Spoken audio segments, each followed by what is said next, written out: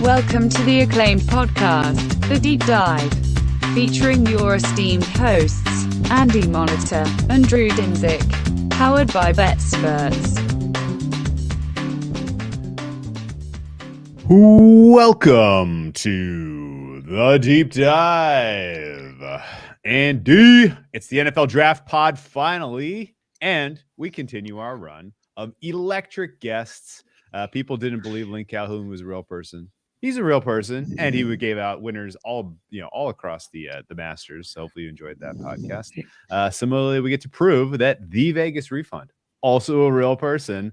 So for the first time ever, our old friend, probably one of our oldest friends in the space. I think we've been chatting. He's not even that old.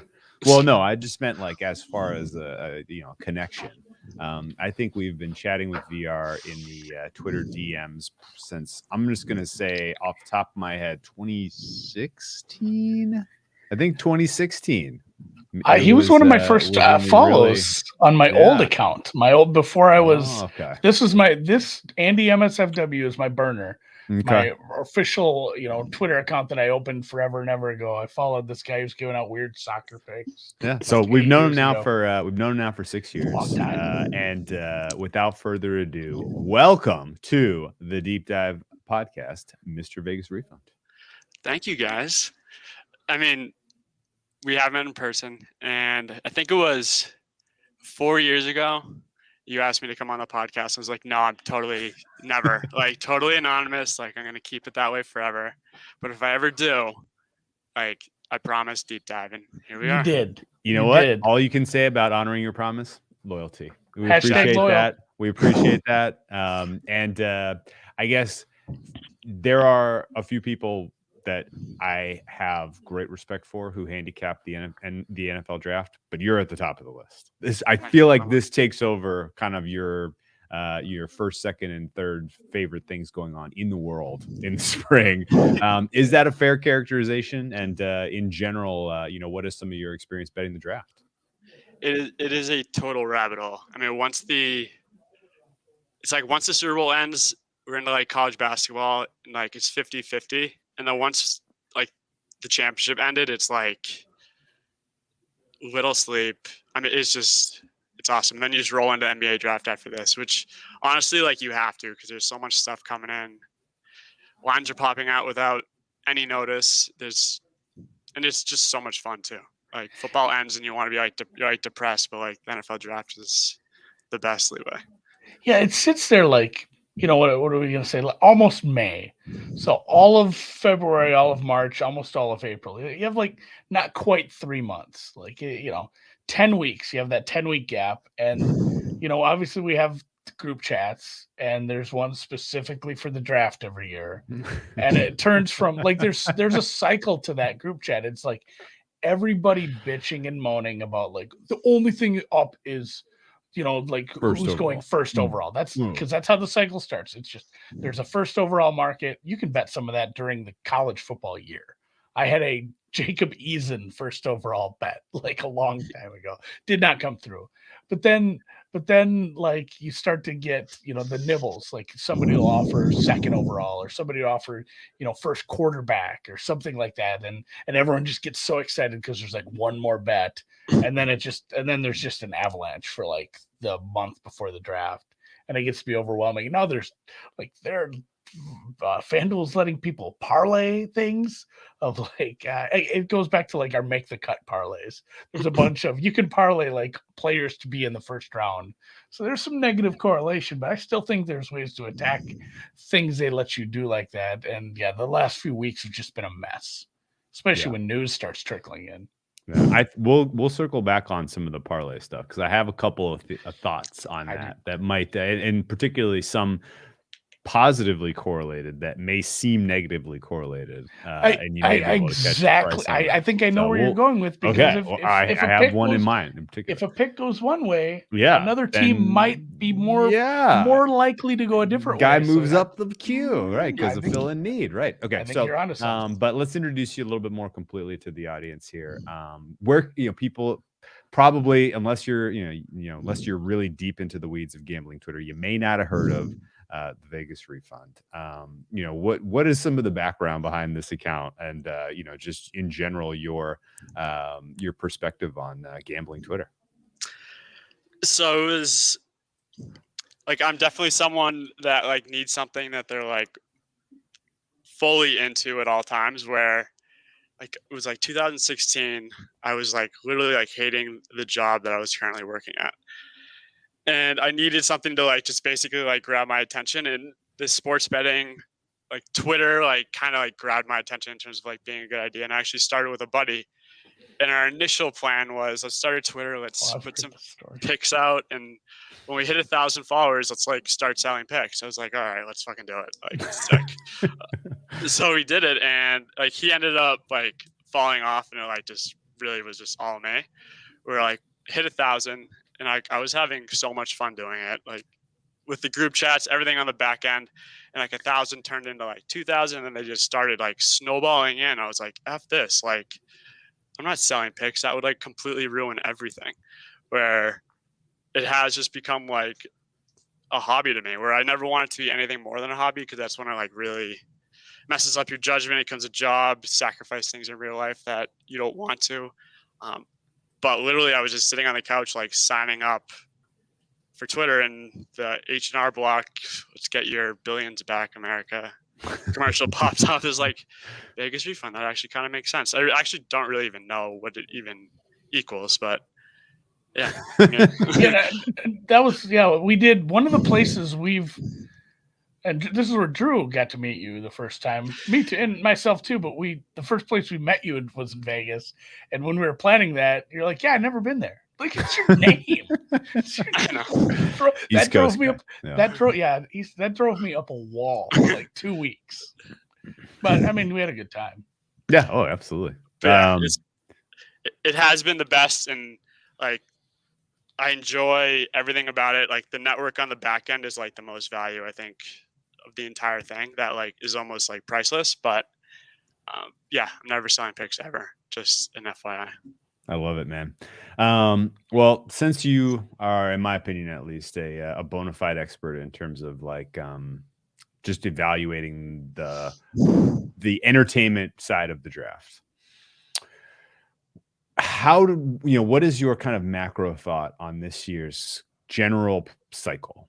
You can take this in any direction. Like, it's been already profitable, more difficult, for fun because it's more challenging, the little bit of a disappointment because of the offering. What is some of the just general macro thoughts you've had on the 2022 cycle? So in January, I had Evan Neal for like, this is like the number one pick process, where like January I had Evan Neal at like 9-1. I was like, oh, this is a surefire winner. Like, we are good. Like, the odds are dropping. And then like the Icky news came out, and like I hopped on Icky just because I had to. At like, it was like 5-1, and that seemed like a surefire winner.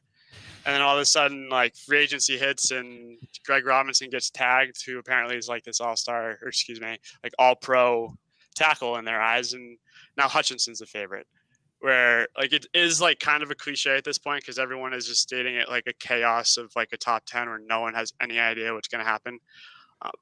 But like there's no elite quarterback.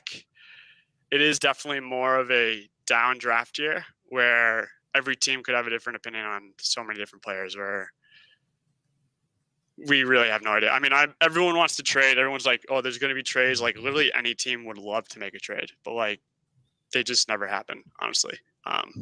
Somebody tweeted that.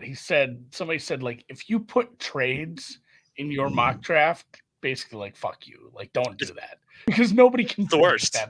Yeah, it is the worst way to do a mock draft. Like, it's so unpredictable. And like, there's a lot of teams that would love to get some offers, and it's kind of like betting. Like, would I bet, Drew to beat Usain Bolt in a race? No, but I mean, there's a price. There's a certain, like, at a certain price, he could tear his Achilles. Yeah, he could trip. You give me $1 million to 1, I might put $10 on that. Like it's the same thing with that. And I mean, I like what you said with the surefire quarterback.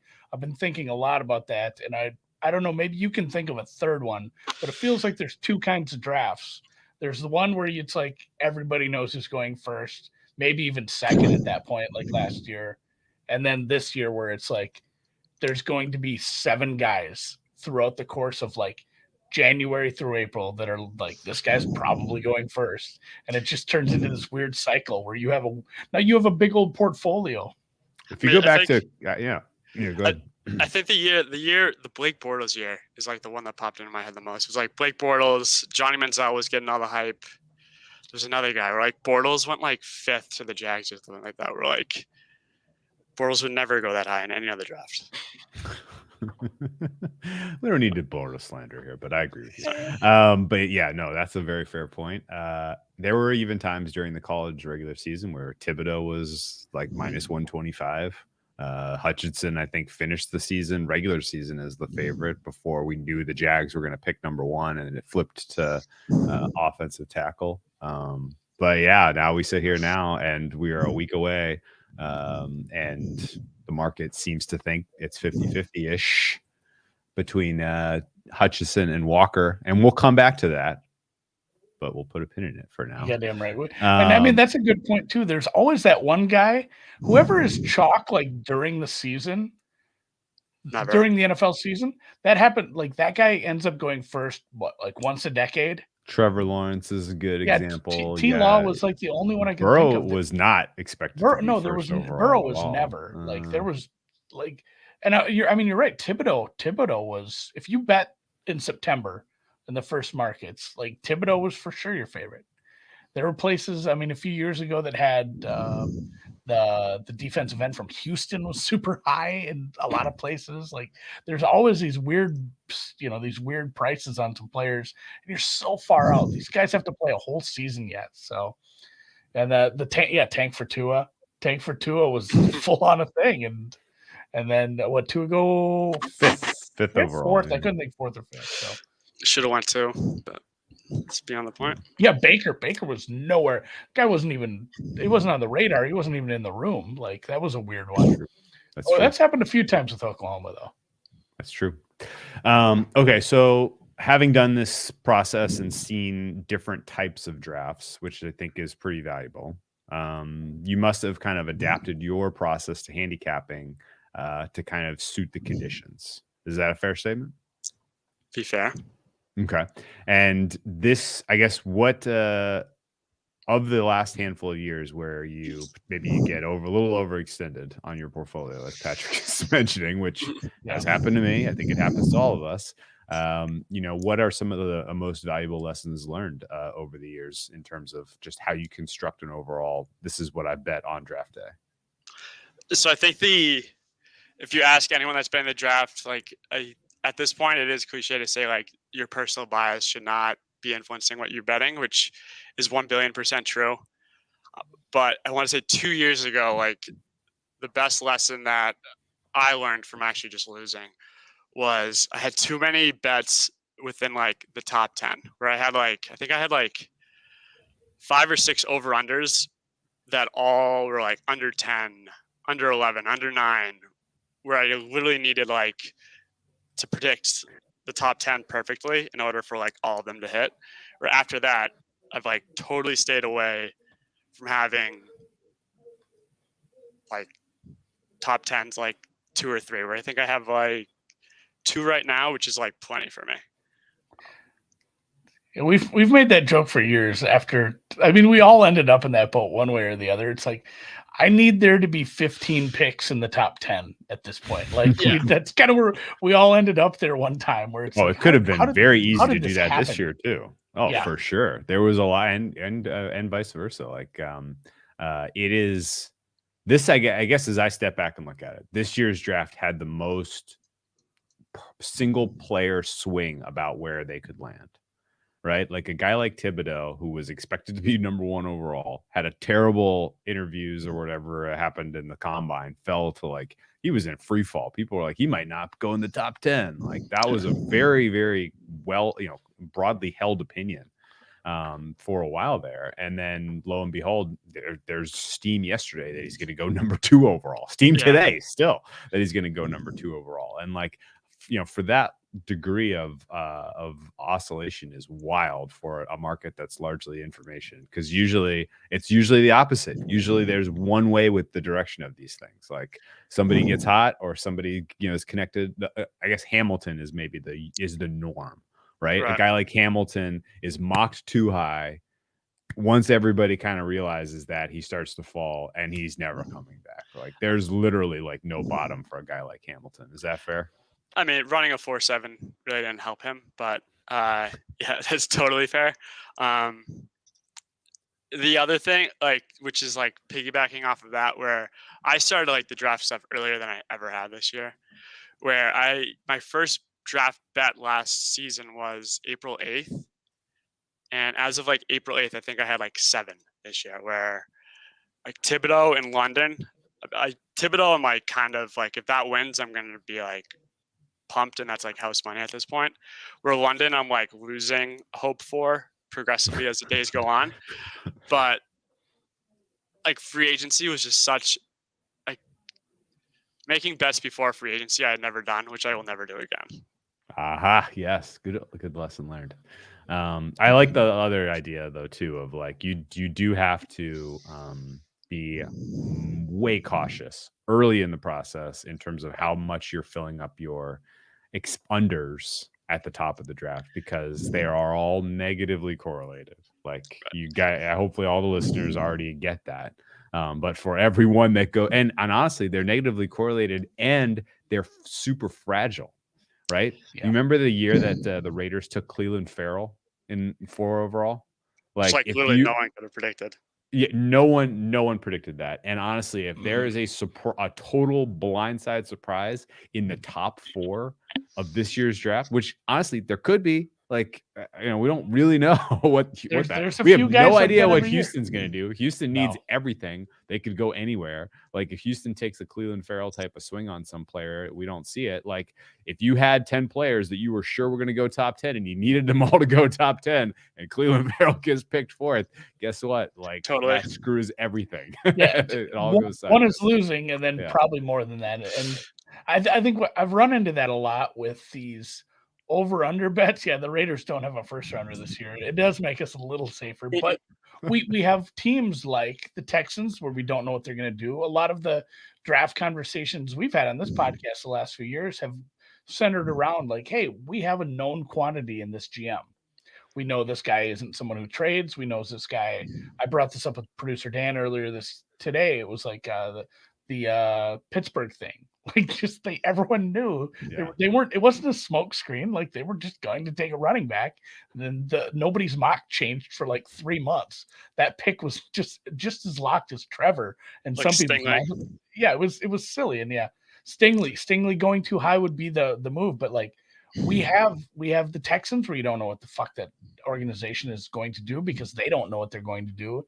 Atlanta has new management. Carolina has questionable management. Like there's a lot of GMs that are in the top 15 that scare me with this draft. And usually I'm not scared until I get to like these, hey, this is an under 35 kind of pick where there's always like 6 guys that go 20th to like 30th. They're like, man, really? Like I didn't think that was happening quite yet. I didn't think that was going to happen quite yet. And then all of a sudden people just have to drop. That's how it works. And like the personal bias you need to put aside, but at the same time, like there are certain guys that like everything for me is like pointing towards like betting the over right now. Like Jordan Davis, where like everything is telling me to bet the over on him, but he's just like such a polarizing wild card that I would not be shocked if he went top 10 easily. Yeah. Like there's like 2 or 3 of them. We're like Wyatt, like I'm on the wide over was probably the worst over under I think I've ever seen set. But like the fact that they set it there, like he's also like I could see him sneaking. Like it's just there are guys you just have to avoid, which I clearly didn't avoid Wyatt. But yeah, I didn't even bring up the Seahawks. There's a worse over. The chat's bringing up the Seahawks. There's a worse over under. Leatherwood and Leatherwood was bad. Yeah, no, there's a worse one. That was another one. Andy's gonna remember this well. VR may also. And this is how bad the draft props like process. It's gotten sharper. It definitely has. It used to be horrible. Are you going to bring up the Irish one? Notre Dame Yeah. over 1.5 players in round 1 for And Notre they just Dame. kept The they year literally that kept they betting had it. the year that they had the best offensive lineman in what's the kid from Indianapolis? McKinley yeah, and they had McGlinchey. Quinnen. McGlinchey and Quinnen. Not, Why can't we think of this kid's name? We're too far out from the I season. know Bud. the guard. God damn, he's the best guard in football practically. Mason? No. It's killing me here. Someone in But the yeah, chat they just had say it. That'll help. they had the 2 best offensive linemen in the entire draft. And Quentin Nelson. Quentin Nelson, thank you. Their over under was set at 1.5, and it was flat on the open, and like literally bet that to minus 1,200 by draft day, and I was still sad I didn't have more on it. Yeah, you got me out of that. And that's like another lesson. I think that's like the most top 3 I've ever had on something. Where like minus 500, but it really should be like minus infinity. We're like, you're only going to get that in the draft. Like, do you remember the Bet Online live betting when they were doing? They were offering that up too. I hope they do it again. We should. They were offering up basically all they were doing was offensive or defensive player, and we're sitting there betting minus 700s because it's like, well, they were getting resolved quick, so you could really dump. That was fun as hell. If they do that again, I'll definitely live stream it. That would be a ton of fun. But yeah, no, there's been some bad prices in years past. It's gotten better for sure. But at the same time, like in general, they've gotten more conservative. I feel like my biggest complaint probably about this whole cycle, and I don't think it's my risk tolerance for how much I'm trying to get down anymore. I think this is generally broadly true. Like there's less interest in taking decent sized bets early this year, and it must have had to do with they could not have gone well for them the last couple of cycles. And maybe 2 years ago was unique. Maybe 2 years ago was during the pandemic where we had no other sports to bet on, and I feel like anyone would write you anything you wanted of any size on any player because they were like, and love to get handle right now. We're starving, but now. Outside of the number 1 overall pick, the best you can do in the offshore space is get 2 win 3K on 2 markets. Like that's rough. The best you can do at Bet Online right now is 2 win 100 on some of these totals. I mean, like circa last year had like I think like 100. We're like, I actually literally that's how many they had 100. It was awesome. And like they pride themselves on like, we'll take $1,000 bets on like everything, etc. Where I DM'd them asking when they're coming out, and it's next Monday, but they're only coming out with 32 over-unders. Or DraftKings has 38 right now because they literally must have taken an absolute bath from them last year. Like if you really like draft content, you should go back and listen to our podcast from last year with Dylan, because it was like the week after they hung those. And it was literally like you hit it, VR. It was literally 100. They said, go pick 100 guys, set totals for them, and they put them up, and it said $1,000, no double pops, rebets after we move it.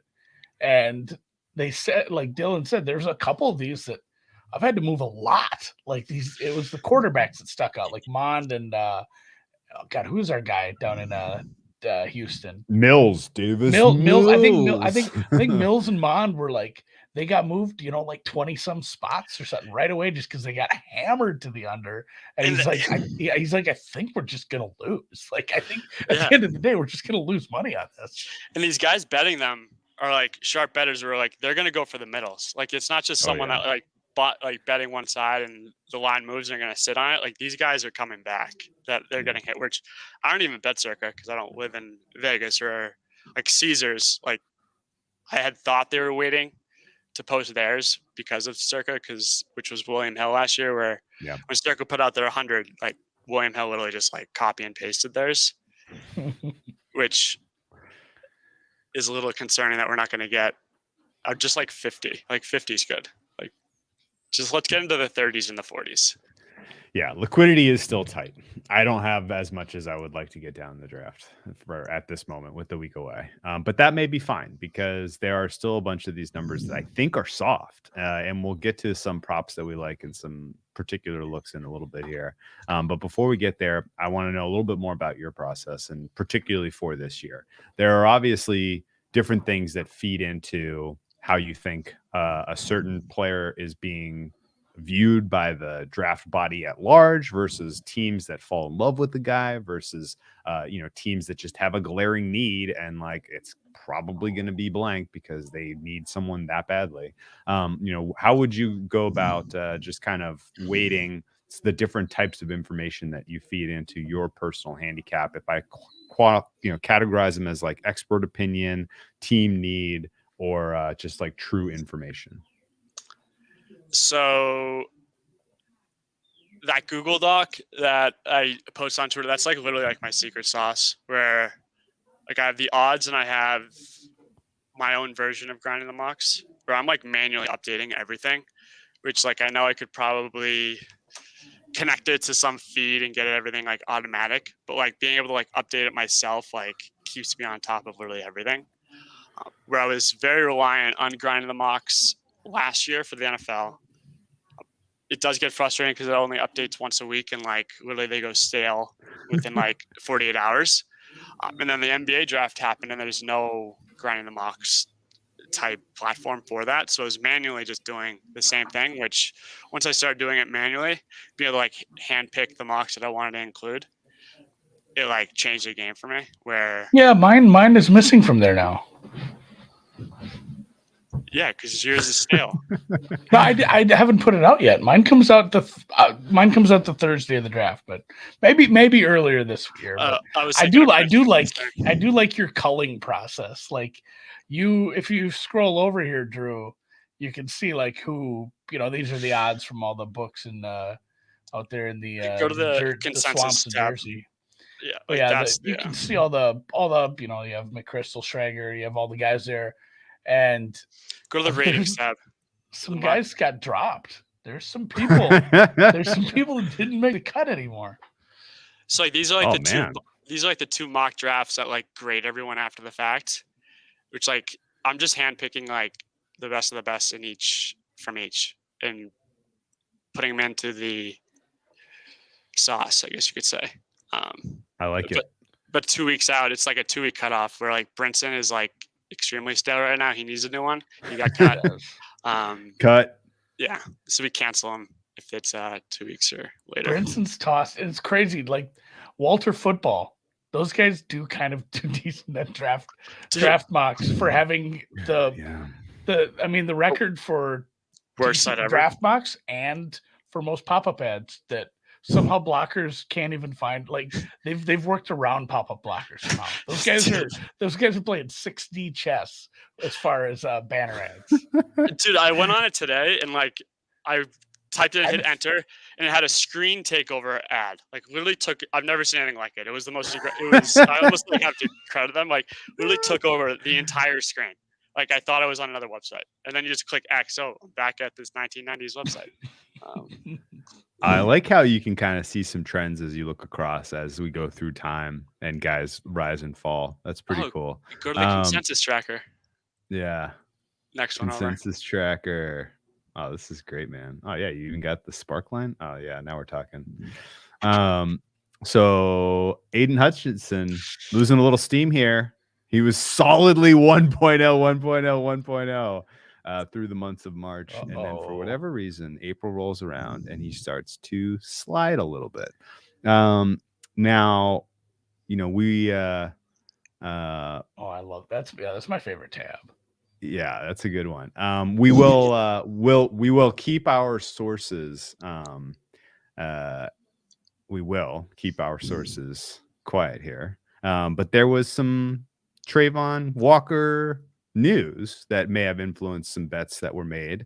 And if I look specifically at your pending bets, I'm going to guess you have one of those in your pocket as well, where Aiden Hutchinson over 1.5, you got plus 225.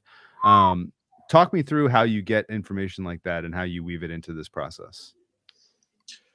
So it's like similar to my, like, for everything betting, where like it's kind of the beauty of betting where like everyone has their own process and there's no wrong way to do it. Where for me, it's like a progressive, like, informational, like, absorption, where the more I take in, and like it's almost like a light bulb moment where like I get to the point where it's like a tipping point that like it happens to be a bet where like others will look for X percentage of an edge. And with between like the group chats that we have, just all the information that's coming out, which the NFL draft has the most by far, which is the struggle with the NBA draft because there's like 1/4 of the amount. But it's really kind of just like that Trayvon Walker, which we've had twofold situations where it was like one really positive, one really negative, where Walker going number 1 would be like buying an island. Awesome. It's gonna happen. It has to happen. It's gonna happen. Which I put out Hutchinson over 1.5 because like that was like the safest angle that I could like put into like. Sure. But it's not going to be Hutchinson. Well, I think that was actually a sharp one too, because we don't have to worry about revealing our sources on this one because it's widely available now. But the report was pretty well corroborated that Balke likes Walker, the defensive coordinators and coaches like Hutchinson, and Peterson likes Icky. And so you start with, okay, there are 3 voices in the room. Owner's going to have to make this decision ultimately because it's the first overall pick probably. And you were holding that information in hand. I mean, Peterson's opinion matters. He wants Icky. Balke's opinion matters.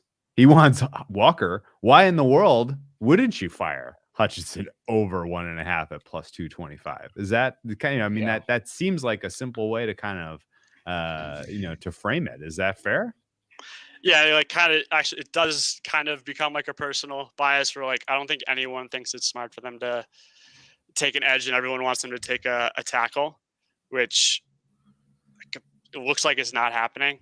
But at the same time, like Hutchinson's just not like the surefire like number 1 pick where over at 1.5 you can get your, I guess you could say, personal bias with the 2 guys that were the favorites to be the number 1 not too long ago. Plus Trayvon Walker, who's just like absolute specimen.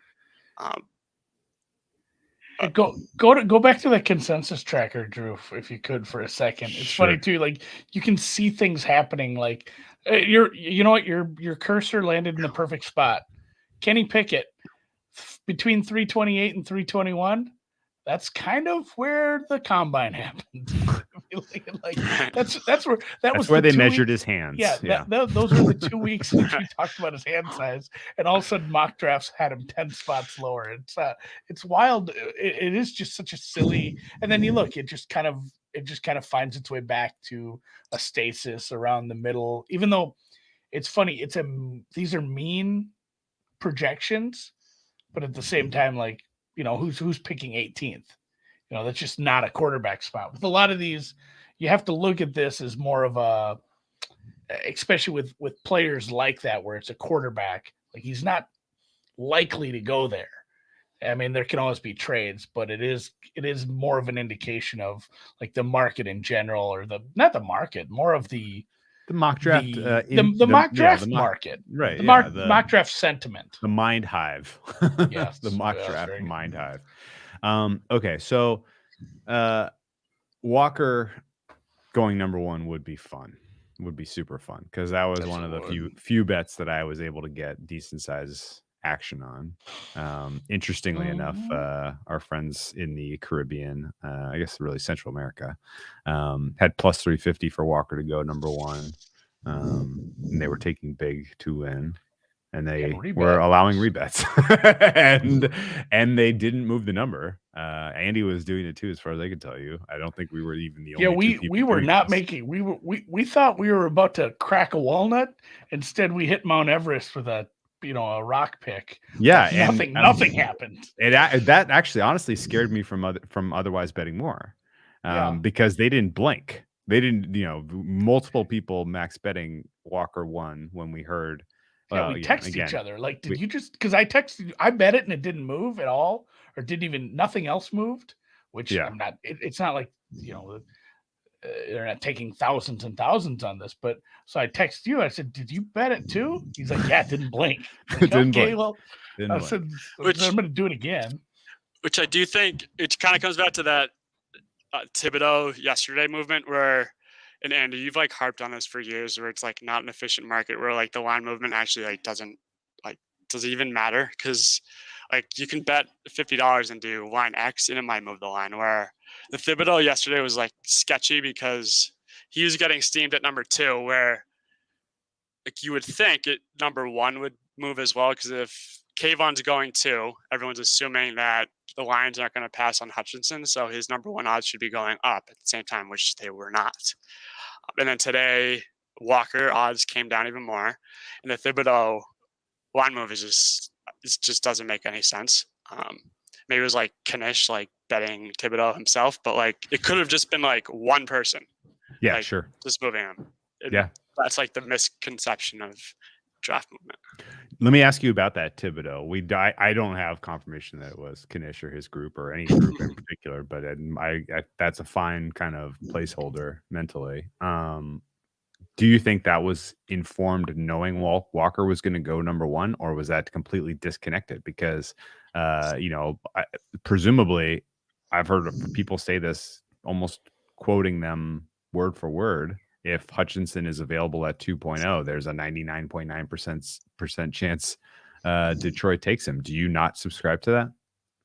Like Amico was like losing his mind yesterday as like Thibodeau is getting steamed. Where like as of right now, I have zero worries over it. Like that movement, like just knowing how sensitive it is, like the connections or whatever it is. Like if Hutchinson's at number 2, like right now to me, like he's going number 2. Okay, but so then let's assume though that it was somewhat informed, and that it was maybe it was someone who is like, you know what, if we're assuming Hutchinson goes 1. That's what I'm saying. I'm not sold. Yeah, people aren't Walker sold that Walker position wasn't going to go 2 to Detroit. That it would be Thibodeau because he's maybe that even though there's weird quotes from the specifically from the Lions coach about how he didn't like Thibodeau's attitude or whatever. But that Thibodeau to me seems like a decent underbet at this time. Your summary here has him landing almost entirely within the top 4, which makes total sense because the Jets seem like they are a perfect fit at number 4 to take an elite pass rusher if available. And really the only thing I can see preventing that would be if he's not there. If he was taken at 2, if he was taken at 3. And so I guess this is one of my favorite types of bets in the draft, a Thibodeau under at 5.5, because I feel like we have a pretty solid backstop at 4. With only uncertainty to the upside. Do you agree with that? I'm on over 4.5 on Thibodeau, which I regret. Right now at 5.5, it's like 86% of the mocks that I track are on the under. 4.5, it doesn't change much, which I would not bet the over if I could do it again. I would definitely bet the under. But like, do you believe in like the whole like smoke? Like, are teams like actively blowing smoke so that like, let's say the whole like Thibodeau's character issues, or like so that he falls to the Jets, let's just say, and someone leaks that? Are you buying into that narrative?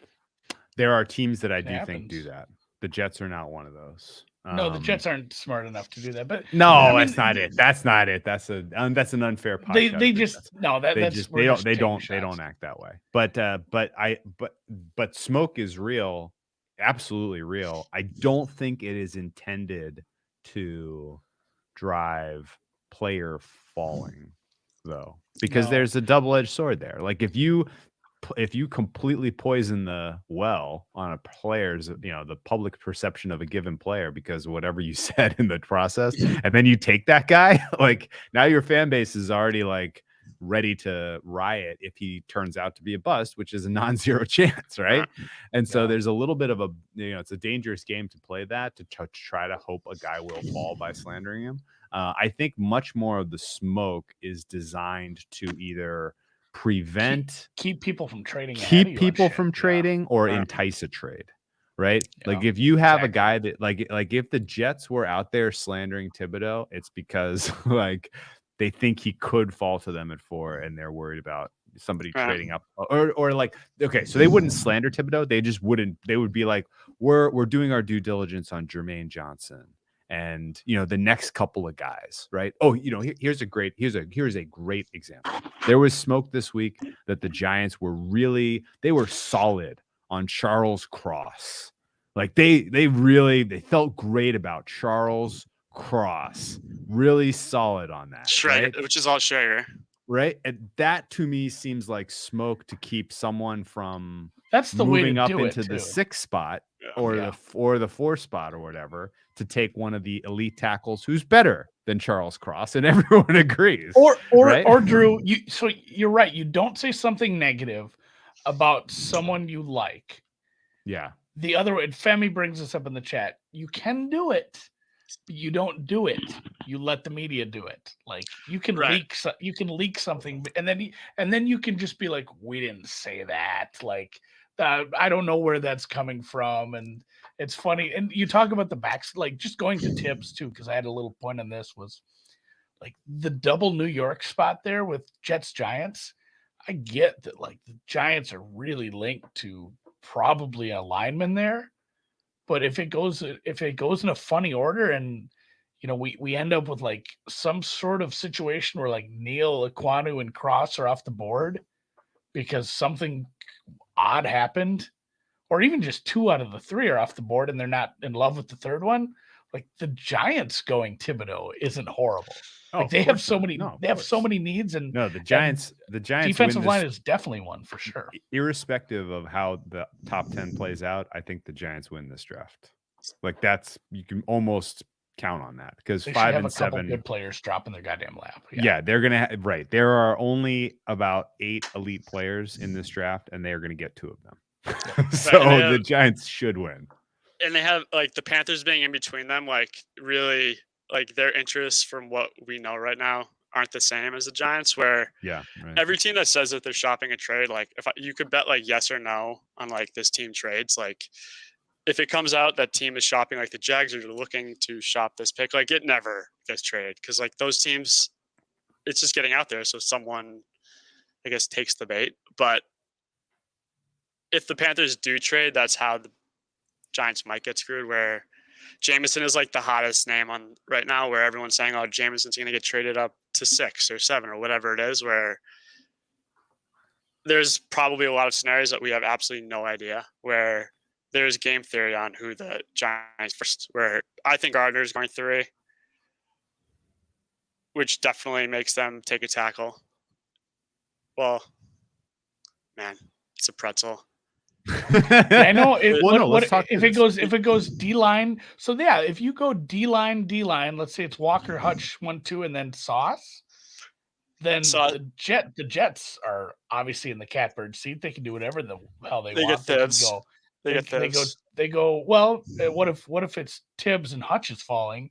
Like they take whichever defensive lineman isn't taken already. Right. Yeah, whichever edge guy is sitting there for them, or they can go corner. If Sauce is sliding, they can go Sauce there. Like the Jets are probably in a good spot too. The 10th pick isn't as sexy as the Giants' 7th, obviously, but like the Jets 4 can't miss almost. Like they're gonna find someone. And the Jets pick, it's like because we're like Connor Hughes is their beat writer, who's probably one of the more dialed in beat writers across the league. And he has been like not going to be Gardner. They're not picking Gardner, where at this point it's almost like it's a hill he's willing to die on. Then all the mocks have Thibs. And then Jeremiah, who's like the Jets plug in the media, has been like implying wide receiver. We're like, do you take wide receiver at 4 because you want to get this guy and then hope like someone like Jermaine falls to 10? Like,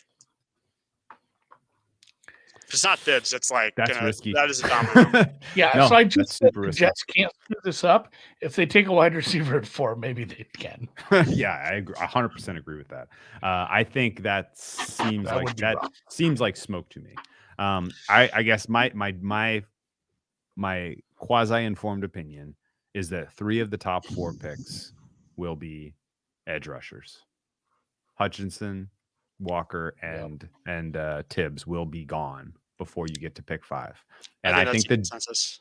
And honestly, the Giants win because the Giants need an elite tackle, and one of Icky or Neal will fall to them.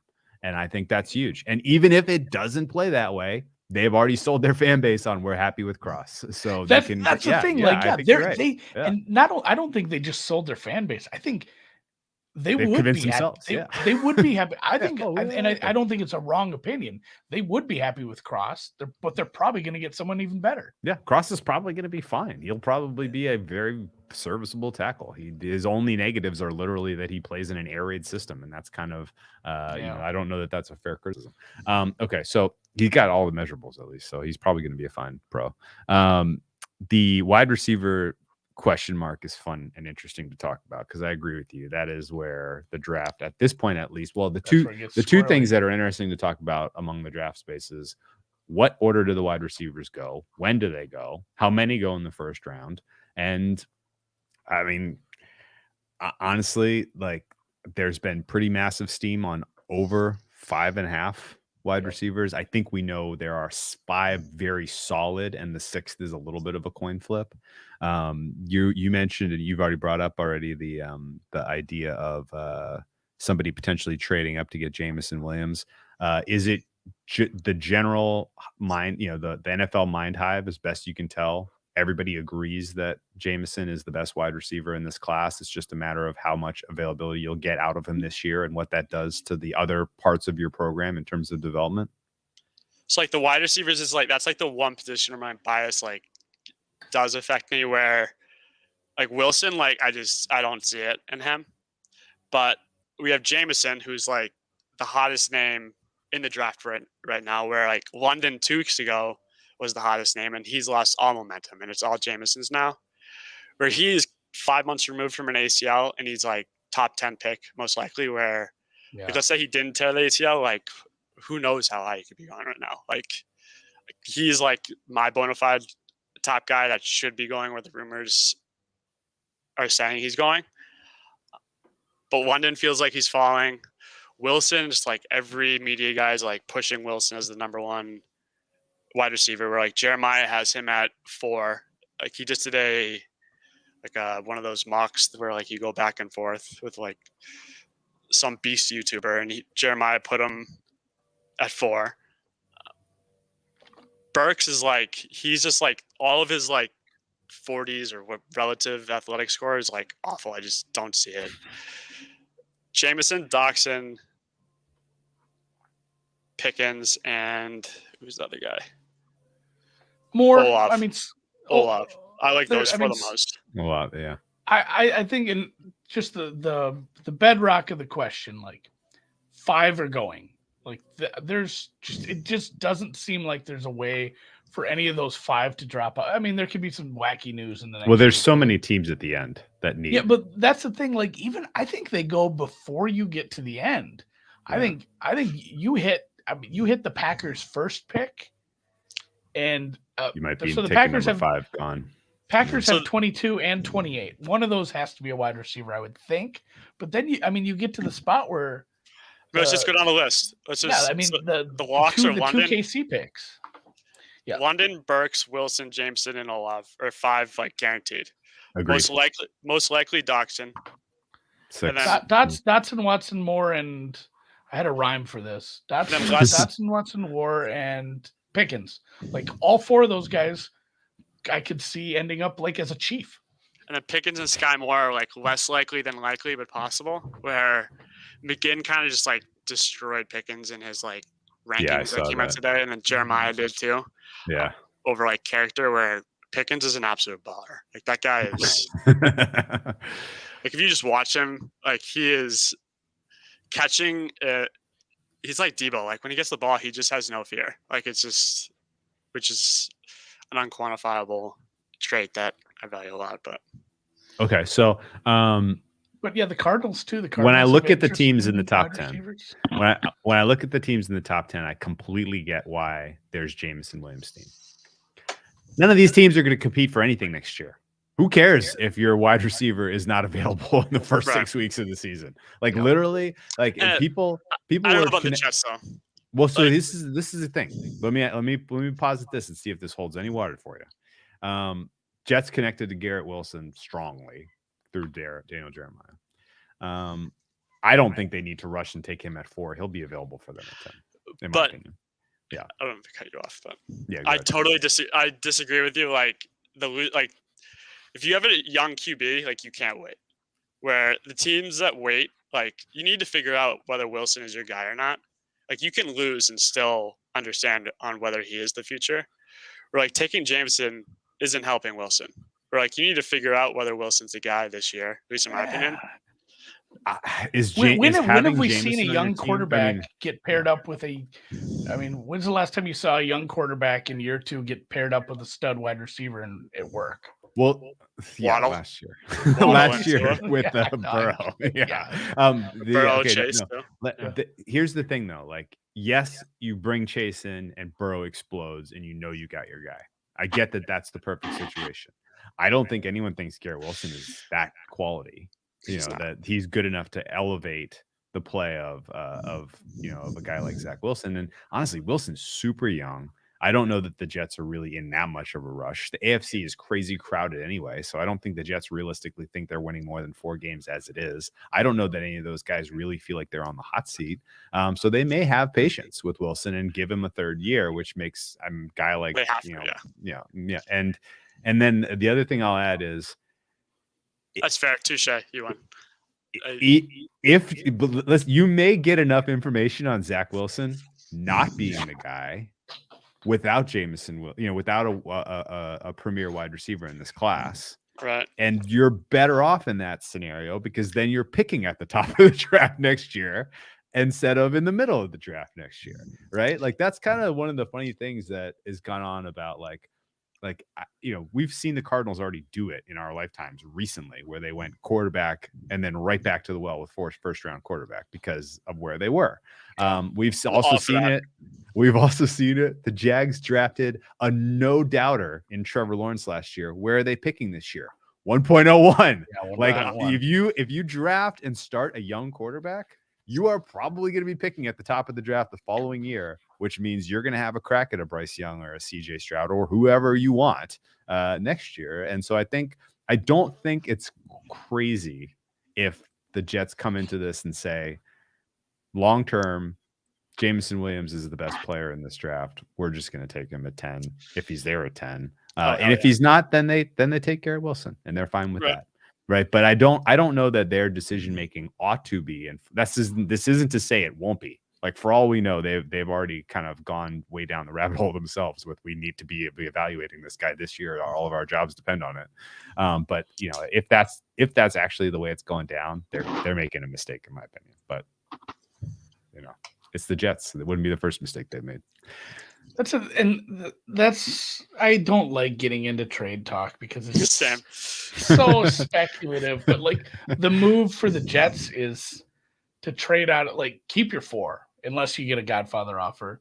But trading out of that 10 to the middle, being able to take I guess there's the JMO steam is there, but getting Wilson at 14, 15, trade with one of the bird teams. But yeah, I still I get the steam. I don't think the wide receiver market is bettable right now because in what world would there's so many guys that are in that borderline first round marketability right now, and there's so many teams near the end of the draft that could use a wide receiver, and they're good enough teams where they can take some stabs on some guys they like even at a big number. I could never bet the under, and then the over is just so juiced out at this point. I think on day of, are you unloading it? Yeah, there will be matchups. See, that's where I want to bet. I want to bet wide receiver versus Andy. Let me ask you though: on day of, are you going to unload credit, unload stale bankroll on over 5.5 wide receivers if it's in the -300 range? Is that where it is right now? I thought it was higher. -300 right now. It's pretty high. I thought it was 500. I might bet -300. I'm seeing 328 right now at Chris. I'm seeing. I mean, the Debo trade I don't think is happening. But if Debo does get Not before the traded, draft. that would definitely Yeah, sure. That would throw some cold water on, but we don't think that's realistically happening. Depends where he goes. The bet I did want to make again 350 was bet online. Yeah. even with the Jameson steam, Sorry, baby. Drake London top wide receiver is something I'm still eyeing, just based on who likes him. So I might just stay away from. Let's not throw cold water on all our friends who have James Standing is wide receiver at 25 to 1 or whatever insane numbers they got. I will say Ben Standig, who's up there for me on his mocks and everything, where he's. I can't not call him the Redskins still. The Commanders. I think he's the beat writer. He's been whatever they are. He's been hard on London. Standig has been up until this week. He's been London is going to be the pick if XYZ is not there, which they probably won't. Yeah, that's fine by me. I've heard similar stuff from people in the DMV about London being high, Wilson being high for them. One of those guys probably is going to be there. I love this for them. And they're also close. The receivers are they're just not. They're all so close in terms of being great that one team could have one guy over another, and they're going to go London. Who knows? But yeah. One more just kind of general draft comment that I'd like you guys' reaction on. I can't even. I've listened to a lot of content out there. Most of it's just people who are kind of grinding through their mocks and what they're losing information and stuff. And there is a sentiment when the Panthers come up that, well, they're going to take a quarterback because there's pressure to win now. Or they're not going to take a quarterback because there's pressure to win now. And if you get a rookie in there, then or some kind of sentiment along the lines of Rule is under pressure to win this season. I had this conversation yesterday, Drew, with on a podcast. I did a podcast yesterday. This question came up. I got news for you. He's under no pressure. He's got 2 feet out the fucking door. Yeah, we went round, I went round and sailed. round with this. Yes. And I said, I don't think there's no way to save. The way to save your job is to draft a young quarterback, and good luck selling that. I get if he had total autonomy, I would pencil in Malik Willis to the Panthers right now. Sure. But he doesn't. Or Kenny Pickett or whoever. It doesn't matter. Yeah, it doesn't. QBX doesn't matter. Pencil in a quarterback. But since he doesn't, and that GM is likely going to keep his job, that GM wants the team to be better long term. There's a lot. They have the 31st best offensive line. They need to take an offensive lineman. And I asked Brinson about this because he's from the area. I said, is that a double win if you get to take a local guy? Yeah. I mean, I'm staying so far away from any of these, which I'm so sick of. Here, every show is let's talk about these 2 quarterbacks that just are where you can't bet them. Their over unders, it's 12.5 on Pickett. I think Malik's 9.5. Where both of them could go in the 20s. Who knows? But you can't bet them because of desperation. Yeah. You can't predict on a position that teams make illogical and irrational decisions on. I think I see. So this is the thing. If you take the idea that the Panthers are a desperate team out of the picture, then I don't know that there is a desperate team, which makes the likelihood of a free fall into the 20s higher. And I think honestly, that makes a Ritter first quarterback or even a Corral. Who the hell knows? Somebody in the 20s is probably picking your first quarterback. There's going back to Andy's point about last year, the Steelers were extremely transparent about taking Najee Harris as RB1. There's a decent connection between them and Willis, and I could see that, but I don't know how strong that is. And they have kicked the tires on all 3 of these guys, Ritter, Pickett, and Willis. So, I think that's probably the first quarterback off the board at Pittsburgh, and who exactly it is, I think, is anyone's guess, which makes betting into a market where Willis is or Pickett is -150 seems insane to me. And I don't mind taking a flyer on Ritter. If you had a free bet that had to go into the quarterback market, what are you betting, Andy? It would be Howell 25 to 1 first quarterback. There's been light connections between him and New Orleans, and it's tough for them to use that pick, but they have a couple. And even if they did it at 19, because I think like you're sitting there looking, all right, like I got to wait one more pick, and then the Steelers might take a quarterback.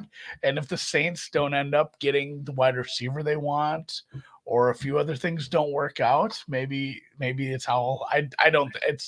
It should probably be a bigger number, but I've looked at a few different prices on quarterback, and I keep coming back to a weird Howell connection with the Bayou. Which like Howell is like a group chat with a bunch of buddies. We were like starting the draft talk, and like Howell was the first over under that I like wanted, that I was hoping would become available to bet the over. I was like, if Howell pops first, like he is a name brand, he's a quarterback, we might get it early, like sirens, like let me know. Yeah. Okay. Well, let me ask you. Okay, so Andy's throwing his free bet on Howell 25-1. I'm gonna take Ritter at plus 850 here right now while we're live. I'm taking this because I can get a 10. You know what? I'll raise you. 10? Okay. What else? What do you guys got? I would which the odds are different. What about Titans first pick quarterback? What are those? See, that's where I like him. I like him to the Titans. Yeah. I got that. I mean, I hate. Oh, I got this. I got that. Like you say a bet, and then someone like raises you with like better odds than what you can get right now. Well, I'm just saying. There's 10 on Ritter where I'm looking right now at sportsbet.ag. I can't bet there, so it opened at like 33-1. Quarterback to the Titans, which now I don't even know what it is. I think it's like 8-1 now, which I think that's a fair bet. I think that's a good play. They seem like exactly the type of team that's going to take a quarterback. And honestly, I think the Bills are alive to trade out of their pick in front of the Titans because everybody knows that the Titans are alive to pick that quarterback, right? Talking trades. Yeah, talking some trades. VR, let me ask your expert opinion. If I have unload my credit type of bet on the day before the draft, am I better off betting over 5.5 wide receivers at minus 350 or under 3.5 quarterbacks at minus 350? Over 5.5. Yeah, easy. Interesting. You think there's a chance in hell 4 quarterbacks get picked in the round 1? I just think we have a way more. I didn't bet it yesterday. There was a minus 210 on that under 3.5 the other day. I mean, Andy just said he wanted to bet Howell. Like, Andy wants Howell in the first round. Like, we just have no idea with the quarterbacks. At least with the wide receivers, we have like an understanding of like who's going to go, and we can get to like 7 or 8 in the first round. Where the quarterbacks just have no idea. You think if I go under 3.5 at minus 250, that I am miserably sweating the end of round 1, basically. Yeah, I would. I've like negative. You'd be sweating a trade because you're going. I mean, there's a stretch there that goes Tampa, Green Bay, KC, Cincy. And those teams have 2 picks, which are going to be more tradable when you have 2. Those, all those picks. We do tend to see some trades in that stretch. But Lions at 32. Those teams aren't taking quarterbacks. Of course, we probably said that about the Packers one year. The Lions could take Corral at 32, and you lose on the last pick of the first round is like an awful beat. But. So, okay, all right. I'm making mental notes. I think this all sounds fair, and I think it is it's a more enjoyable sweat on wide receivers over because you have 5 in pocket by pick 22, and then you just need 1 more. It's a more fun sweat too. Like, yeah, I would. The over going to the podium hoping they don't say a name is like way less fun than like not saying a name for me. Okay. That's a good point. The other kind of general positional, I guess let me just kind of run through the over-unders that are available right now on Chris, where that's the best liquidity I can get at this moment on some of these, and give you my gut on high, I'm leaning under, I'm leaning over, or this is an obvious pass, and you can grade my opinions as an aficionado of the space. Does that sound cool? Yes, let's do it. Okay. Icky is 3.5. It's 4.5. Well, I'm looking at 3.5. I'm gonna go with. I'm leaning over there, but this is a pass. Over You're on is minus bookmaker. 165. I was gonna say I need price before we can. Minus 165 to the over for Icky. Pass. But that's my lean to the over. Pass, but lean over. Okay. Pass. Yeah. To your this, if you bet that to the under, you're being too cute, expecting that you know what the Texans want to do with that third pick. You don't know. Texans probably don't have an idea may not yet. know. You're better off just betting like number 3 pick odds, whatever those are. Yeah, good point. Thibodeau is under 5.5 right now there at minus 280. That is a smash under. As I mentioned, I think that is true probability is probably closer to 95% that he goes in the top 4. And if he does slide to 5, then the Giants probably strongly consider it. I don't agree with that one. You think Thibodeau still could slide? Like, I don't think like I think there's a very good chance he's going under, but at that price, like I still think there is enough that he could slide. Where is this smoke on the like? Was the character issues real and now it's smoke that it's not? Like, who knows? But I think I was gonna say the other book that you can't bet at, Drew, has minus 190. So shop around on that. Like, if you can find something close to, laying $2, it's a hard pass for me. It's probably a bet there. Like, once you get up towards 3, that's a little harder. Okay. Of a sell for me. I'm also biased. Like, it's like every mock you read, oh, this is a good mock, this is a bad mock. Like, the good mocks like align with your bets. The bad mocks, like, you lose everything. So that was bias. I see. Well, all of your mocks have Thibodeau in the 2 and 4 slot at this point, except for Law, who has him at 8. All right. So this one is the one that's the real head scratcher that I can't understand why it's priced this way. Kyle Hamilton, 10.5 to the over is minus 135. Shouldn't that be minus 500? A trillion? I mean, Kyle Hamilton have a realistic shot to go in the top 10? I don't see it. Like, I would bet that over. If you don't have it, I would bet that over now. So I've seen people mock him. I've seen people mock him to Carolina, I think, but like Carolina and Seattle, I guess. No way. But like, yeah, what in what world is Carolina worried about a safety before an offensive lineman if there's one? Especially because this is a safety-rich draft, which means all the guys that would take a safety at the top of round 1 are going to target a safety at the top of round 2. This is a perfect draft for safety to slide out of the top 15. And then the same thing with Seattle. Like, Seattle has a lot of other needs where they might take the best if the best cornerback is still available, or maybe the second best cornerback, or a defensive end at that point. Like Johnson's not a terrible fit there either. So like the teams that make sense for them to maybe take a safety, it makes no sense. So yeah, I'm with you on the over. The mocks are sending him to Washington right now with 11. A lot of people are, as that's the bull case is he goes to 11. And as we just talked, Washington has eyes for a wide receiver. I mean, if I'm opening up a mock right now and I'm seeing like Hamilton in like the top 7, I'm just like exiting out. Bullshit. This one's trash. Anthony Staggs, actually, I was watching their show last week and he made like a really good point about like building around like the cover 2 and having a safety is like very important for Lovey, where like 13 feels like to the Texans. Yeah. That would like check both those. I was going to say, I don't even see the Washington. I don't see the match there. Like, I think he goes further. If something stupid doesn't happen and he goes at like 9, I think VR's right. Like, it falls probably even further down, 13, 14. I mean, before all this, it was like he was going to go number 3 to the Texans, which like, let's just move back 10 spots and put him at number 13 to the same team. Yeah. Evan Neal, 3.5 minus 380 to the over. That's a pass. No thanks. Aiden Hutchinson over 1.5 is down to plus 138. Luckily we already bet it. Our guest had it at what, plus 250 or something. Is plus 138 still a plus EV bet for Hutchinson to slide out of 1.1? I would, definitely bet it. I think you're better off just taking like Walker number 1 at this point. Okay. But yeah. Okay. You're probably right. You can get a better price on Walker, even though it's right. Other He's things only could sliding happen out for Walker as of today. Okay. It changes so much. Like, it is like a day-to-day thing where like over 1.5 with like how volatile like the news is right now is, I would not fault anyone for taking that step. Okay. the next find a better topic I Hamilton have for you, reference. and this is kind of the last kind of technical topic I have, and then Andy, if you want to ask any other fun questions, we can wrap with that. Cornerback is getting steamed to the under. Both Sauce Gardner and Stingley are hot properties right now, which to me, if you have the option of parlaying player props at FanDuel, makes for a fun under a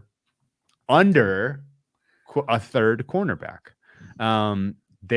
If there is a run on a given position, I can entirely see more than one of that position going earlier than expected. And if I'm seeing steam on Sauce, if I'm seeing steam on Stingley, and those two guys both go before expectation, they both go in the top 10, then all of a sudden a cornerback hungry team in the let's say They're all pulling seven. each other down. Let's just say like the team picking 17th. We'll just throw out the Chargers for sake of discussion purposes. Team picking 17th. Now 2 cornerbacks are gone. They may reach for a guy like McDuffie. Am I crazy? So I do not. Where like it became like Gardner going 3, like started trending today, which they're like a week behind, but Gardner going 3 pulls Stingley down, which I think Stingley at 7 is very realistic, which these cornerbacks going earlier is pulling everyone down, or like McDuffie at 12. And then that's pulling everyone else from like second round to first round. But yeah, cornerback, there's going to be a run if a position is going to. Okay. Is McDuffie the third cornerback off the board in your opinion? Per the quote unquote experts, yeah. But I would agree. I'd like to see him somewhere around here locally. That's a trouble. It's a trouble spot for Minnesota, and you're not going to get a great offensive lineman in this draft without trading up. So I don't know, like who's going to be available, like your best offensive lineman after the top ones go Penning. So like McDuffie's trade back for Penning, or you take McDuffie at 13. Stingley was like last year, every single mock in the entire world had Surtain at 10 to the Cowboys, and he ended up going at 9. Where like Stingley is very perceptually the same, where everyone has had Stingley to the Vikings. Where now Gardner's moving up, Stingley's moving up after the pro day, and now McDuffie is following suit. Where I would say it's more likely McDuffie to go to the Vikings than Stingley, which Stingley has been like 100% of the mocks. Okay, so let's take that information and look at a parlay of Sauce under, Stingley under, McDuffie under. You can get add McDuffie under 17.5 to that parlay, and you're looking at in the plus 180 range, which is pretty nice. Basically, just there's going to be a run on corner. Well, and in the top 17 picks of this draft. In the 17 plus 180. You have a few other spots where you could end up. He could end up a Texan. He could end up. I mean, there's some other spots there for sure. McDuffie is one I'm to have very little interest in. Like 18.5 would be like the deal breaker for me with the Eagles, but Eagles still have that pick, right? Yeah. Which Lloyd is at 18 too, where Eagles have never taken a linebacker. Lloyd's another guy who has like the widest ranges out of I think anyone in this entire draft. He's like anywhere from like 9 to second round. Well, looking at your handy chart, the highest standard deviation is actually Kenny Pickett, who could go as high as 6 or as low as 32. But second is right there, Lloyd. Lloyd, huge range, yeah. Pickett and whatever the other quarterback came, Willis, Pretzel. Yeah. Will they're like breaking the whole like conditional formatting aspect of like the color scheme, where like they are so high that it ruins everything else. We have to. I like how they make you mad because it ruins the color scheme on the on the you can't see any difference between the top 10 guys. They're all green because thanks to Kenny Pickett. Like look at Kenny Pickett, he does ruin it. Okay, so basically doing a philosophical I have one more. Doing a philosophical cornerback run parlay makes sense. Yes, I think so. Andy, what is your overall? I just like the McDuffie out of the 3. I like the McDuffie price the best. I like the guys later though. I think like those two, and then skipping McDuffie and going into the range of like Daxton Hill's getting a ton of momentum, which he's kind of getting trendy. Kyler Gordon, like those are the guys that I would rather get involved with, because when you get on McDuffie 17.5, it kind of goes back to like you're really squeezing yourself in where you need it to go exactly. Yeah. You want, if like Gardner doesn't go 3, then McDuffie's Stingley might get pushed to 12. Then it really goes off the rails. We're on wide receivers, and I hate to just go back to wide receivers, but opinion on the Burks one, because it's not like there's not much steam on this. It's sitting at 23.5. That's the half step between the Cowboys and the Cardinals. The Cowboys have a lot of other different needs that I don't know if this is something, but you never know with Jera. Like, I don't understand why that didn't get some steam to the under with Burks, with all the spots that he could end up going. And I guess there are mocks that have him up a little farther, but man, I feel like the Saints and Packers passing on him for like Olave. I don't know who likes Olave this much. But there's like a few guys that just like really haven't moved this entire like month span, where Burks was like 24.5 for like, I want to say a minute or two on Caesars, which like that would be, I was pissed. I missed Olave 22.5 and I missed Burks 24.5, which like would have been plays. But at 22, it's like you can make a case for the over and the under. I wouldn't say like 23 you have the Cardinals, which I got it. It's 23.5 where I'm looking right now. Okay. It's -110, -120 either side. So yeah, I don't know if I'm in love with it, but there's so many. I think that's one. Yeah, that's one where if you hear anything on Treylon Burks, like it just feels like know where the best price is, so you can go bet it really quickly. Right. Okay. And it's just like a mush of like wide receiver, like Doxson, Burks, Olave, right in that range that we don't have with teams big boards. That'd be fantastic. That could be different each team. Okay. So let me ask you then specifically 2 of your recent bets that are hot off the press here. George Karlaftis over 17.5. You got it -130. Trey McBride under 63.5. You got -115. What was it that got you to finally fire on these 2? And I guess being that these are later in the cycle, are these 2 of your more confident looks at this point? So McBride came out probably like an hour ago or like 2 hours ago, which that was just like a bad number. Like that was really bad. Karlaftis has been sitting there. I've been looking at him for, I want to say, a couple of weeks, where I've just been looking for a tipping point to get me there, where like reading within like the context of like mock drafts, like Schrager does it a lot. Like there are little like sentences that like kind of, I don't think they're doing it on purpose, but like you pluck from it and it like becomes a light bulb moment for me, where Schrager gave Karlaftis a range of like 20 to 40, which like he goes 20, that's a win. 40, like with that wide of a range all the way to 40, there's like, okay. And then who was it? I think it was Zerline. Like said something else. And like that totally got me on board. But right now at 17.5, it was like a 71% of the mocks I had the over. And then 18.5, it was 57%. Wow, and once you get to 20 or 21, if it looks like it's going to get to 20. 21, it goes to 60% on the under. Wow. Okay. So like that's when it flips, which like 1 point is like it's crazy. Yeah. Well, I'll tell you this about Karlaftis, and I agree with your sentiment. He had a cycle 1 week where he got visits from a bunch of teams picking in the teens, and then teams like the Eagles traded out of those picks, and teams like the Ravens, who are connected to Jeremiah, didn't ever really glow about him. And so basically, like anyone that was kind of interested in him in that range sort of shrugged their shoulders after seeing him in person. And 18 is the same as 19. Like 19 is like a dead zone. It's like putting like Sauce at 6.5 to the Panthers. Like Panthers aren't going to take Sauce, but like 18 and 19 are like basically the same.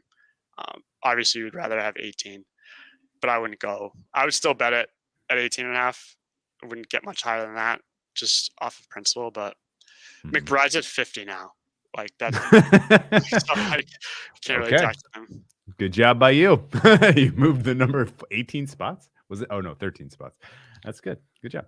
Andy, any final thoughts or comments here? And we can let VR go and enjoy his evening. Dude, I could stay on here for hours. Like, I don't know if we have like I have a hour lot time more frame, questions, but I also got to go. I want to watch the end of the Celtics Nets game. This is it's instant classic. it's instant classic. Instant. I don't know. Sometimes I start for looking two. at, the one, maybe a Jaylen life Brown. lesson here. The Fuck ones I yes. start looking at is, it's the worst when Drew watches. The one I would look at every year is like these over SEC players or over Big Ten players.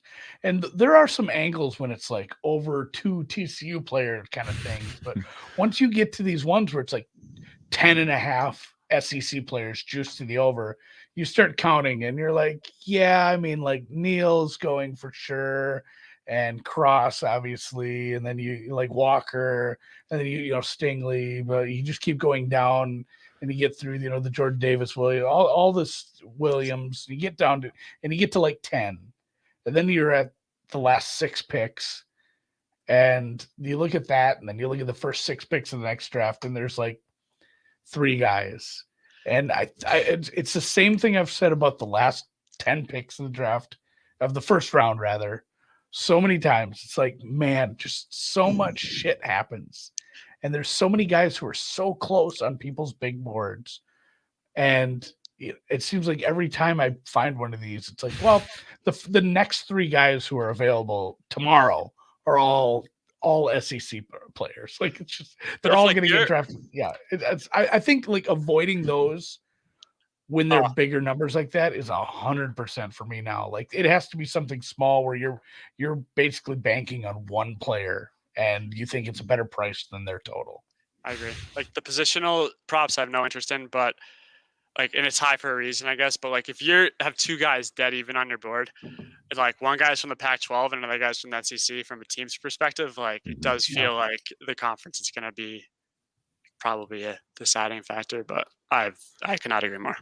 Yeah, it's just like, I looked at this one. It's like Nakobe Dean, the corner from Florida. But then you have like 1.5 Mountain West players. It's like, it's definitely going to go over. The Georgia safety, a couple of the wide receivers, and then even like Matt Corral. Like, there's all these SEC player Pickens who are like borderline 1-2. Or if it was like 9 SEC players, that might be a thing. I don't know. So avoiding those, maybe I'll just bet that under. Fuck, maybe I talk myself into it. Let me ask you a couple fun questions to wrap up here.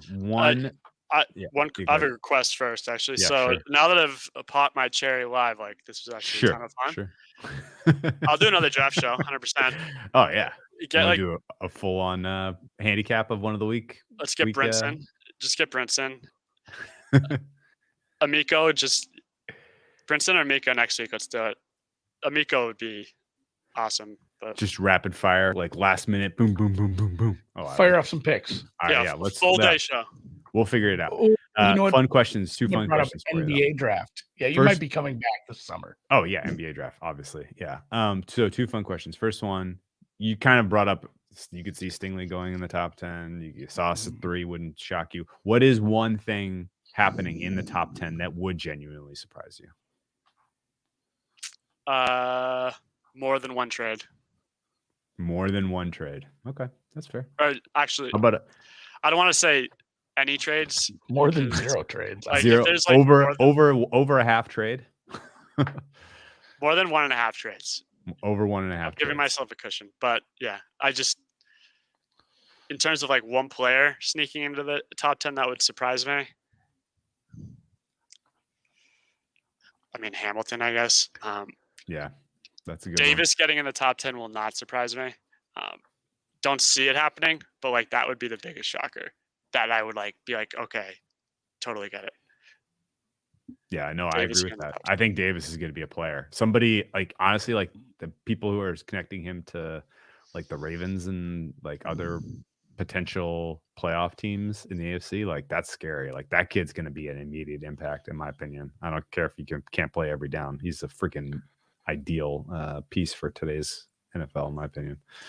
Okay, last fun question for you. Can I tell you, you're talking Jordan Davis? Jordan Davis, yeah. I seen one mock that had him going to the Chargers. Like, Jesus.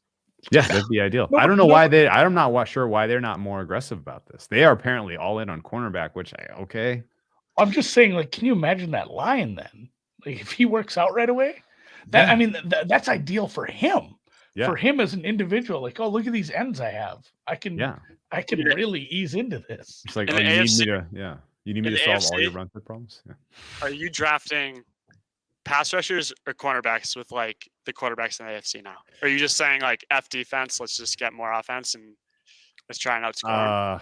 Boy, I mean, I don't know that I have, like, honestly, like if I'm looking at where I am currently with the Chargers, I think we need immediate impact guys, not cornerbacks. I don't think of cornerbacks as projects. Oh, it's a we now. Okay. I just think of cornerbacks as projects. Like you may not get a ton of, and they already have a project in Asante Samuel Jr. He looks like he could be a fine long-term piece. I don't know why you pick another project at cornerback.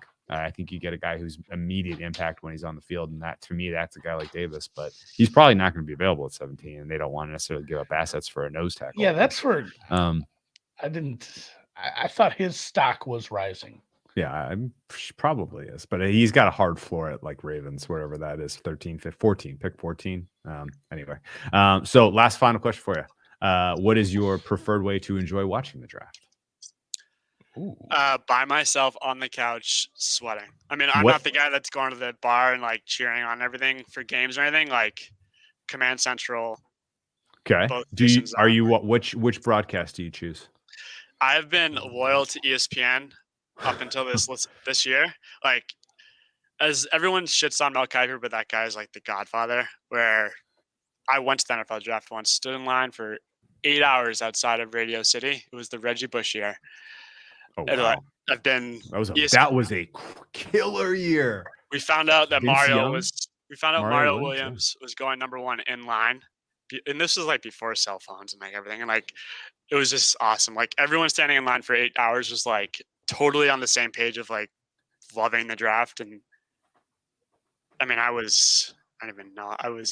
my mom was there, standing in line with us, but ESPN. But now looking at the ESPN crew, I think I'm going to go back to ABC. The ABC crew, I love Herb Street. Herb Street's awesome. Are you gonna have it on mute, or are you gonna ESPN is like a second ahead of NFL Network. Okay. Femi called it tragedy porn broadcast. Yeah, if something bad has happened to any of these prospects in life, you're gonna get a 5-minute biopic. I can't wait to find out everybody's mom who once did crack. Yeah. But I don't think Kuiper's doing it this year, right? I don't know. No, Kuiper, he's gonna be remote, is what I remember, because he's not vaxxed for some reason. Anyway, so last kill question. Are you a spoilers guy with draft info? Like, do you have the Ben Albright Twitter page open and refreshing so you can find out 30 seconds before everybody else does? Or like a good analyst. I literally turned Twitter off. Like the year that like Schefter was like tweeting out the picks before they came in, like I was losing my mind. Where I'm very anti-notification for everything. Okay. I'm checking a score that I have a bet on. Like I'm closing the app with the mindset of it's winning right now, and when I'm ready to reopen and check, like I'm a winner up until I'm like checking again, where everything is shut down, especially for the draft, because there's a lot of grinding going into this moment, and like it getting spoiled is like the biggest. I hate the spoilers. Yeah. Same. Okay. Final question then. You said that like. Well, these are. I mean, this is a fun discussion. I think people, and you can tell people in the chat even are interested in. No, everybody sure. can. They're all fun. I can't even read the chat. Is it popping? Oh yeah, it might not be up for you. Click comments. I don't know that the guests can see the comments. It might just be us who are logged in. No, I mean normally comments.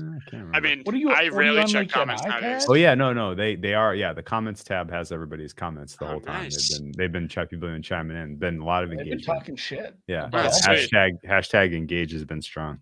And now I forgot what my question was.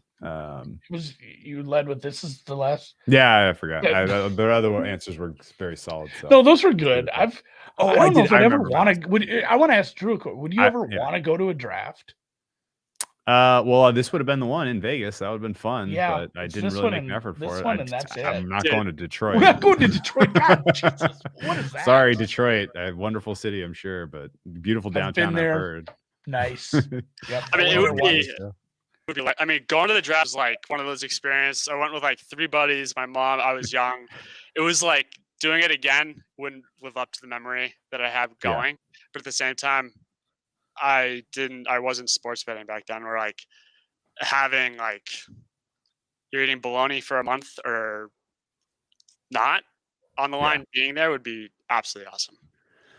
I like it. Okay, this was my last question. I remember my last question now. And keep in mind, now keep all of our friends who are doing content in space do not count. But we're putting in an all draft NBA, starting 5 all draft information team for this season. Like who are you voting for awards? Like these guys absolutely crushed it. They have made the difference for me and my who's all NBA top draft analysts for you this season. I mean, so this is, and I'm gonna die on this hill, but I am a big Albright fan. That guy has, and every person I say that to like thinks I'm crazy. That's the Andy reaction. That guy has made me, because I don't even know if he's a real reporter, but that guy with now is he more Mount Rushmore or he's helped you this year? Like is he 2022 all draft? Okay, so who's 2022 all draft though? I mean, this year it's like Noonan. You can't call out our guys. I would probably say Elliot Christ and Brinson so far, but publicly, like there hasn't been like anything that's come out. It's gone off the rails like a week later. Like, and that's the nature of the beast, though. Like the good ones are the ones who stay on top of it, and they know, like, hey, guess what? News has come out, and my mock draft is stale, and I'm gonna fix it. Like the guys who really take it seriously and keep those updated. We might have to throw Brinson off the mountain for that, but like, I mean, Solak had 3 mock drafts last week. Like, as a hero. Like, what about the Seahawks? What about like the Seahawks Nuggets guy? Oh, that guy. Yeah, that you should just that guy's all draft this year. He is number 1 pick, which should probably give him a shout out. But Rob Statton, he just did a show with who's the guy on Pro Football Network? Pauline. Tony Pauline. Pauline, yeah. That guy, if we had one of him for every team, like this shit would be so easy. So Rob Statton is like, go on his blog, everyone listening. It is the most dialed in analysis for the Seahawks. And then he's some like other top good 5 mock drafter too. Some other good, as well. Yeah, he's been solid. Okay. All right. That's good. Perfect way to end it. Congratulations to everybody who has done excellent draft content this year. It's been a fun, hard year to do it. We appreciate it. It's been an exciting year. Like there hasn't been lulls. Like every day there's something. That's what I've liked about this year. Do you know how bored I'd be if we didn't have the draft? Like, I know the NBA sucks. Like college basketball's over. Like you're saying that in the midst of an absolute classic. I'm sensing for the last 20 minutes, it's been like you've been rushing us off of this, then having a last question, then rushing, and then a last question. Yeah, you missed Dan. Dan hit me in the Slack. He said over 1.5 more questions asked by Drew. 2 more questions. The alt total. No, this is like we hit it. The overhit. The overhit. Okay. Well, let's put an actual bow on this. Thank you for your time. Where if you aren't already, you can follow him on Twitter. What's your Twitter handle again? Because people may not be following you. I don't think your following is a little. I'll put his Twitter handle almost. Are you gonna have a party for 6 figures? You're getting real close. Follow that one, too. Dude, right now I'm in a stage where like when I tweet, I like lose followers because like I'm not bringing any value to anyone because Twitter is a what have you done for me today area. So we're gonna be stuck here probably till August, but it's okay. All right. Well, follow him at Vegas Refund on Twitter. Great analysis on the draft. He said he's going on camera once he hits 100,000. And honestly, congratulations. Yeah. I think you did well. I had high hopes, but you exceeded my expectations. So well done. People are going to ask us about the fucking spreadsheet. Is that on your Twitter right now? Like, can people find that? I think that's his pinned tweet. I think it is. The only reason it's locked is like just suspect stuff that trying to block out something that can be very useful for others in many ways. But got it. Your spam filter is you as a human, which is hard. I understand. Like I had one guy with the William Hill email request access a couple days ago.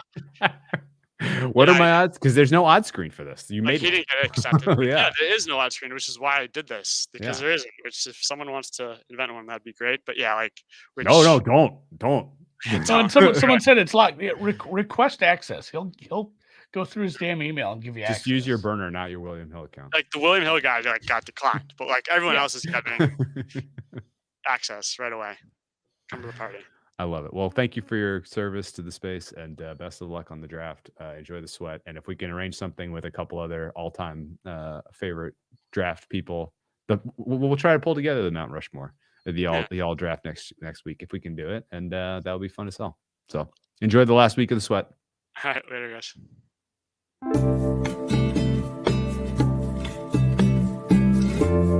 Odds that he books it? No, he booked The it. Celtics just an I know that- absolute skull fucking in this fourth quarter. I don't Just know if it's just all fucking. It is. 23-6, Andy. No, I'm 23. saying like when a team scores 6 points